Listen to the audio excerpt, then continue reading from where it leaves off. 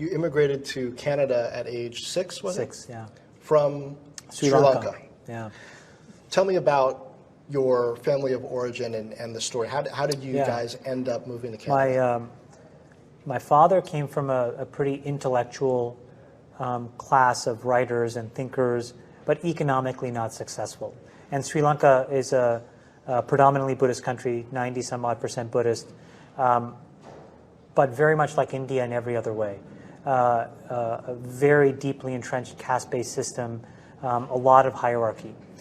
My mom came from a much more commercially successful family, and they met late in life in their mid-30s, which doesn't sound late in life, but you can imagine in the 60s in Southeast Asia, that's not what people do. They got married in their early 20s, quite honestly.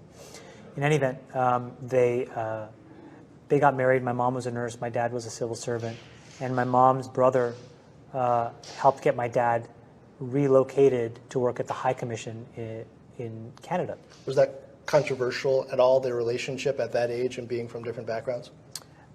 Yeah, it's so funny. Like, I mean, I've never actually told anyone this, but I found out subsequently after my father died, like he had been married once before, all this stuff that I'd never known.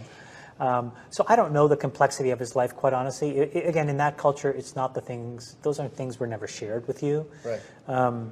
So what little I knew of him was, preceding getting married to my mom was just a very headstrong, willful person who largely sacrificed his education and his path in favor of his brother, who went to college, became a lawyer, who then they became quite estranged. In any event, so my dad was younger brother, older brother. Older brother. Yeah, and my dad was like whip smart guy. But in any event, he, through the benefit of a relationship with my mom's brother, got stationed in Ottawa, Ontario, Canada, working for the High Commission there. And we all went over, myself and my sister, and then we had another sister born in Canada. And then we were there for the full duration of his tenure.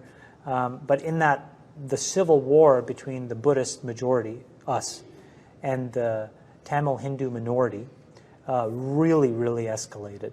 And during that period, we filed for refugee status to stay in Canada because we just didn't feel like it was safe for my father particularly to return. Right. And part of the reason was in this really weird kind of twist of fate, not only was the Sinhalese majority fighting the Tamil Hindu minority, they were also fighting an extreme nationalist wing of the Buddhists who also felt like there should be zero tolerance of this insurrection.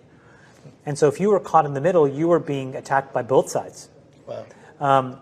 And so Canada accepted us as refugees, and and then it's a kind of a pretty typical hardscrabble story at that. I mean, I'm sure many others. So by no means did I have the worst of it, but you do what you need to do.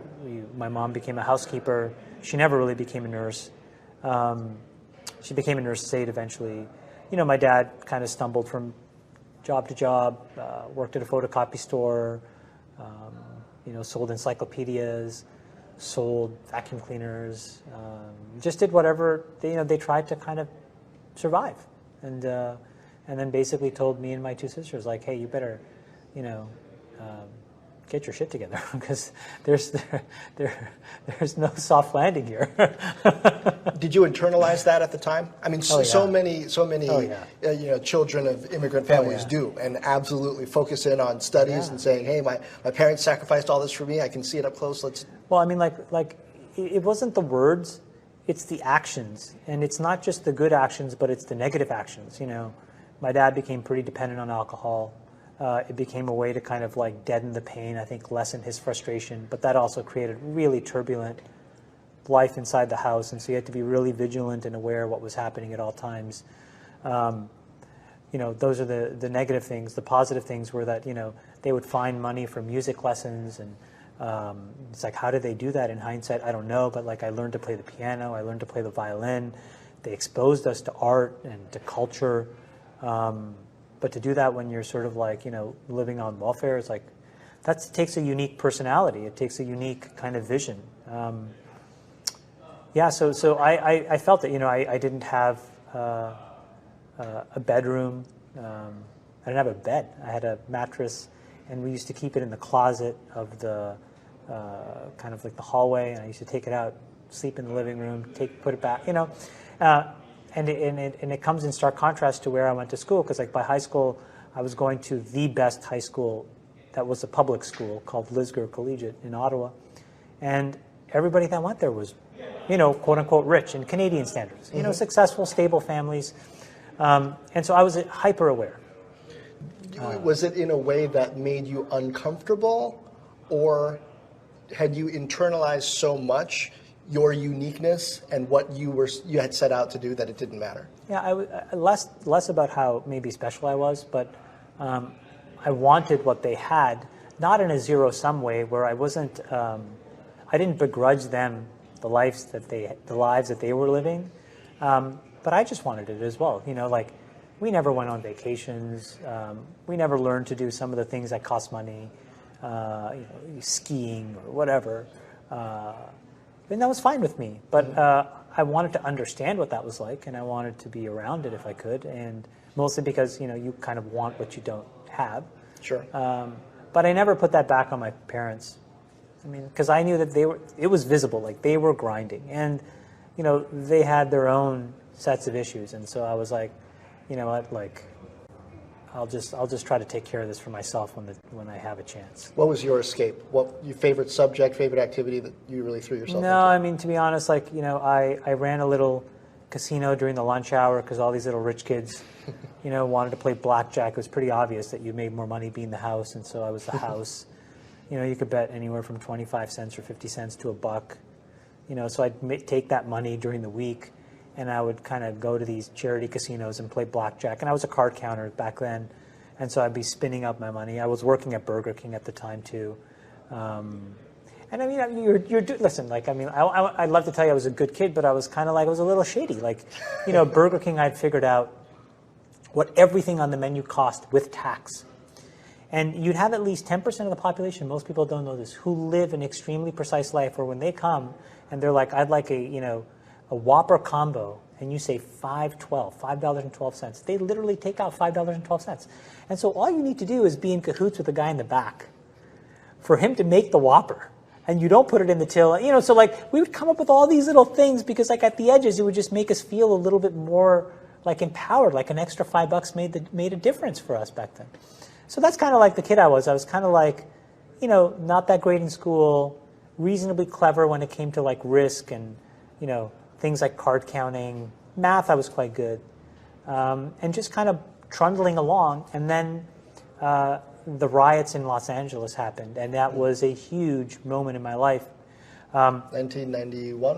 1990? Yeah, it would have been 91. Yeah. Rodney King riots. And this is why it's so great to be Canadian. You know, nothing happened in California. Nothing happened in America, you know. But in Canada, we took notice. And in Ontario, the government said, any minority kid who can get a job, we will subsidize and pay for. Let's get these kids working.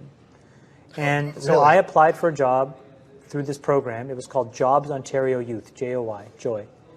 And, you know, typically what would happen is they would place you at like a Kmart or Sears or something. And I said, no. And my dad had been applying for jobs his whole life. And he had literally like a huge binder of like hundreds of rejection letters. And just started at the first one and started calling them and said, listen, there's this thing called Jobs Ontario Youth, and, you know, it helps minority kids get jobs, and, you know, you don't have to pay anything, and I'm a hardworking kid, and I'm smart. And someone said, okay. And so I got a job at a place called Newbridge Networks, which is a high-flying telecommunications company. Mm-hmm. And, you know, it was kind of like a test of my will because it was across town, and it literally, I mean, it did, now I sound like a cliche. It took an hour and a half by bus to get there. But it really did. I mean, it really did take an hour and a half. And so I was just grinding this job. And did that grow you up? Getting paid $10 an hour. Yeah. And it grew me up because, you know, I met this guy who lived maybe about 2 miles away, but in a much nicer part of town, who was the controller of Newbridge. And he could see that I was struggling to take the bus every day. And he stopped one day, and he was like, here, come on, I'll give you a ride. He drove me for like that whole summer. And so like I would just listen to this guy, and it's like, wow, this guy was amazing. His name was Sam Lake. I was like, man, this guy is like, this is a real person. And then when you're around the success of that place, because it was a kind of high-flying telco stock back in the 90s, and you'd see all of this wealth being created and people driving around in BMWs and stuff, and you're like, oh my God, what is all of this about? And so that's when I kind of got clued into, you know, there's an escape here in technology that could be really profound. And so I should be paying attention. And so I took a couple computer science classes as a result in high school. Never really stuck. Like I was just not that low level. Like I tried to get in the weeds and write code, and I was okay. I wasn't great by any means. And frankly, I didn't have a passion for it, but I had a passion then for what it meant to build companies like that, because it sounded quite interesting to me.